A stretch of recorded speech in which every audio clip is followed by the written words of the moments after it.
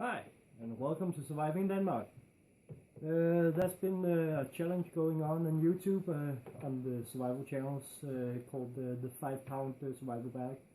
And I thought no one tagged me, but I wanted in on it because my earlier video about my very small survival bag already was near to that. So I just took everything out, gave it a look over, put in some new gear, and yeah, it's a revised version. I needed to make a new bag because I couldn't fit all the stuff into it, so I crafted one of leather. Not the lightest of materials, but it's quite sturdy, and after it's been treated with the wax, it's quite waterproof. And I can fix it if anything goes wrong with it, or I can make it into something else later. So soon you'll see me weighing it.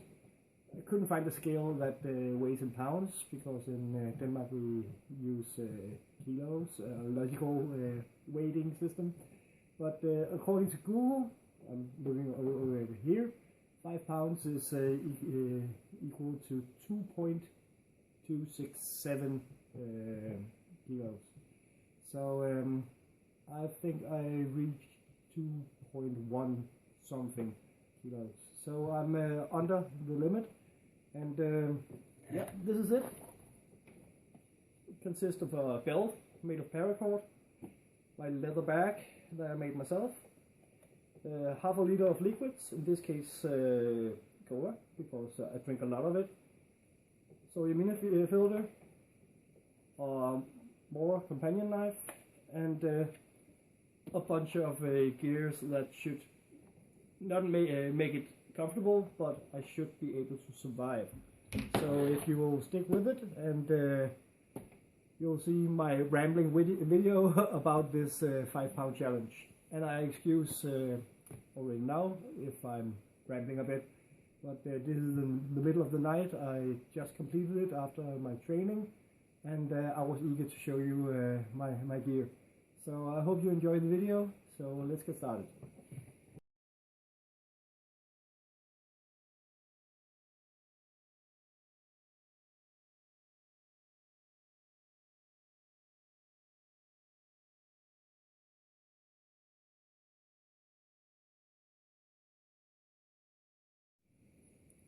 Yeah, the first object on my pouch is the lightest Mora I could find.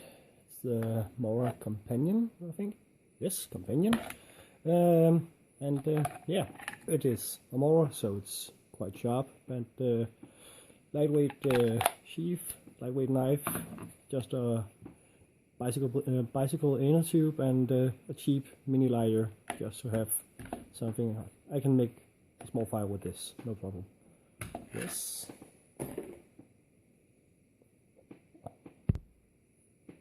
Next up is one of the more heavy items in the kit. It's a homemade bottle holder from some thick leather I had. And most people, when they bring water in their kits, just to be sure they have some water. I think it's a really good idea. But at the same time, they talk about how important it is to get calories, and if you are addicted to caffeine, like coffee and stuff like that, they also put that in the bag. I don't drink coffee, but I do drink a lot of soft drinks. So I made this to fit my local brand of cola. And when this is empty, I have a good sturdy plastic bottle that screws onto my Sawyer Mini. The only problem with having a Sawyer Mini in this kit is that I can't leave it in the car during the winter, because I have already used this, and they can't handle freezing temperatures. It will damage the filter. So if you want to keep a live straw or a filter like this, you should keep one in your car that you never used. That way you're sure it will work when you need it. But it fits into this little pocket, so I can have it on my belt and have it with me everywhere, so I don't have to go back to my camp to get fresh water. As long as I have this and can find some source of water, I have all the water I can drink. Next in the kit is the belt that I'm carrying the bag on. It's just barely long enough so I can also use it to put the bag over my shoulder. This is a very fast opening weave. It's just normal black paracord, but if you open, let me see, this end, open this knot, you can just by pulling once open this entire belt up into, I think it's about 15 or 20 meters of paracord. And I'm thinking about making one that is even wider so I can have even more and the belt will be more comfortable to wear. And yeah, the clip I just took from some old backpack I had. Then comes the big stuff. Earlier, if you've seen my earlier videos, I had a small black bag that originally came from an IKEA school bag. But I just couldn't fit all the things into this pack if I wanted to do the 5-pound challenge. So I ended up, I had already made a similar bag, but in much thicker leather. But it was simply too heavy for this concept. So I made this. It's not my best leather work, but yeah, it's quite solid. Next time I'll probably do the seams on the inside instead. But yeah, this is the way I did it with the thick leather. So I just did the same per routine. This is a button from an old couch, and you can see here there's some pockets here you'll see on the inside, and just some simple straps that I need to sew completely on. Just sort of skipped the last bit of this.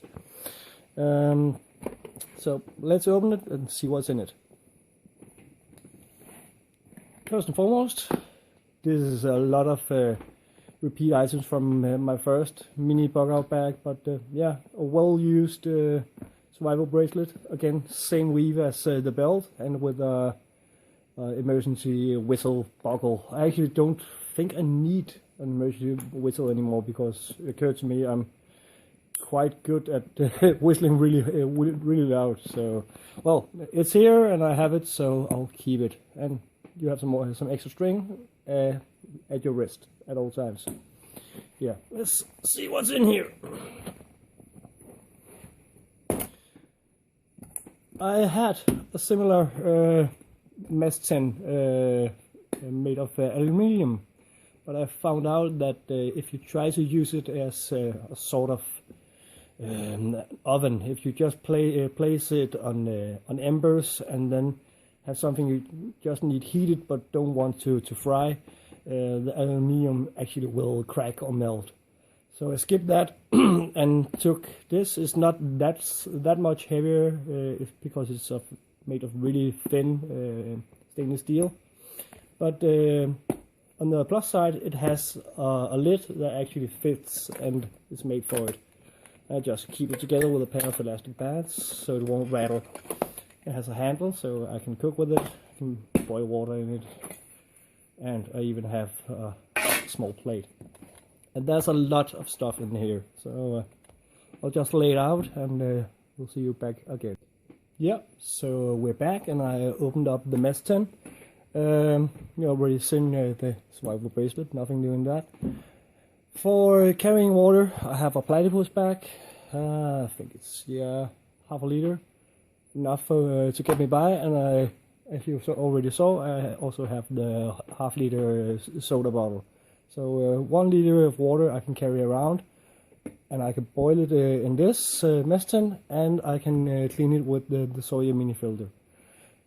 On top of that, if I for some reason should lose the sawyer mini filter, I have a small pill case here, and I think I stuffed around 20 water purification tablets into this. So I should be covered for water for a good deal of time in this little kit. Included my smallest utensils.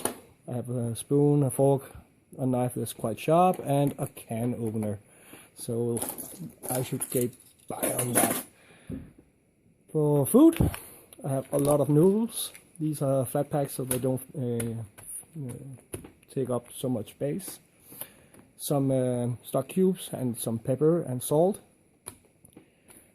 just to make it taste better. Some of my homemade spices, spice mix, and some more salt, really nice brand of salt. For making some more cooking, I have a big chunk of extra heavy duty aluminium foil. And if I for some reason can't put the mess into the fire, I can hang it using this steel wire. So, and maybe make some traps. I have no experience in making traps, but maybe it will work. If it gets really desperate, I have an extremely small fishing kit and some needle and thread, some quite strong thread, and not a large amount of fishing wire, but maybe it will make a difference. Who knows? For getting help, I have a small, sort of one-time use signaling mirror I got from another survival pack from an old airplane. So you just peel off the tape and it's ready to use. It's mounted on cardboard, so it won't be used more than once, I think. I have some very thin but kind of solid gloves just to keep my hands clean, or when I'm cooking to avoid getting burned too much, or if I have to touch something really gross. For toilets, I have some wet wipes. I think I can't remember how many I put in here. I've never used this pack. But there's some toilet paper here, so I won't have that problem. Then for shelter, I took some extremely thin plastic. Let's see. Yeah, this is one layer. You can see this is very thin. This is just after I have made some kind of shelter, and then I can weatherproof it using this, or maybe making a very small super shelter. This small bundle is a piece of plastic 5 meters times 5 meters, so quite a large area. If it's windy, I'll maybe just wrap myself in it, but combined with a solid shelter, maybe this will make the difference from having a very wet and soggy night. So, and it weighs like nothing, so I thought, why not just put it in here.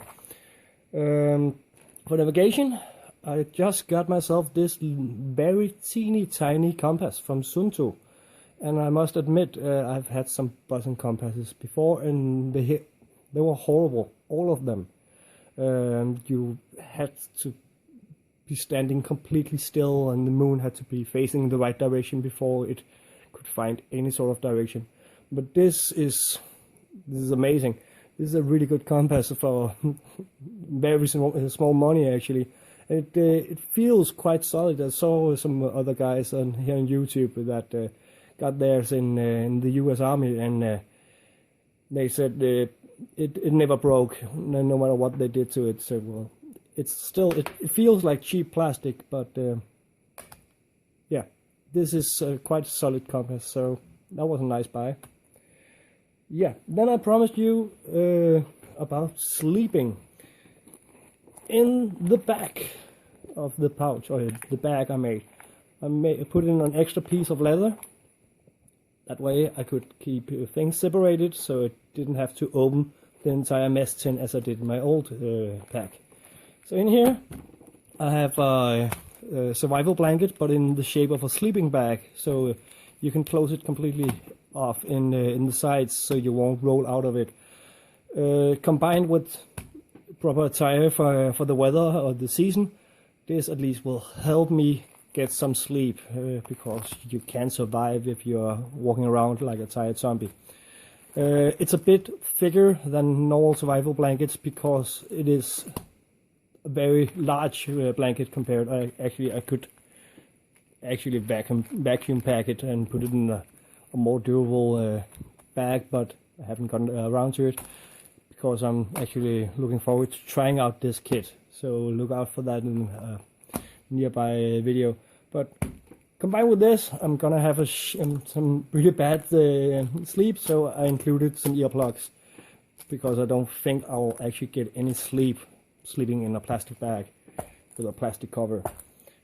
Other things hidden away here in the back. Standard fire rod, firesteel. I took my smallest and cheapest and put a broken hacksaw blade as a striker instead of the included, because it was rubbish, but it actually throws quite good sparks, so I put that in there. Then it's really crammed in here. Another cheap lighter and some tinder materials. I think I crammed 3 in there. These are quite good. I think they're called burner, and it's some sort of paraffin. If you have to spark it with a fire steel, you just open the bag. Or if you use a lighter, you can burn the plastic, and it burns really good. I've never experienced having any trouble lighting a fire using these, and they burn for around 5 to 7 minutes. It's normal fire starting gear for my fireplace back at the house, so they're familiar to me, and I have an abundance of them. So that's that. Last room. The smallest first aid kit ever. Some alcohol swabs, 2 very small. There's some kind of painkillers, some ibuprofen and some other stuff in here. There's some very small band-aids folded over. Let's see, some more water purification tablets. And now I'm getting confused. Then what is in this? More water purification tablets. Okay, so I have doubled up on water purification, but then again, that's not a bad thing. Well, some pills, and I think I also put in some pills against having a bad stomach if I ate something I couldn't handle. And yeah, kind of messed up, but a bunch of condoms, because you never know. So yes, that's it. As the last thing, I marked the small pockets inside the leather bag. So I have fire, I have shelter, I have first aid. So this is my my pitch for the 5-pound challenge. I don't think I'm going to have a good time using this kit, but I am going to try as soon as the temperature crawls above the freezing point. So I'll be making a video of that, and I hope you enjoyed seeing my attempt at the 5-pound challenge.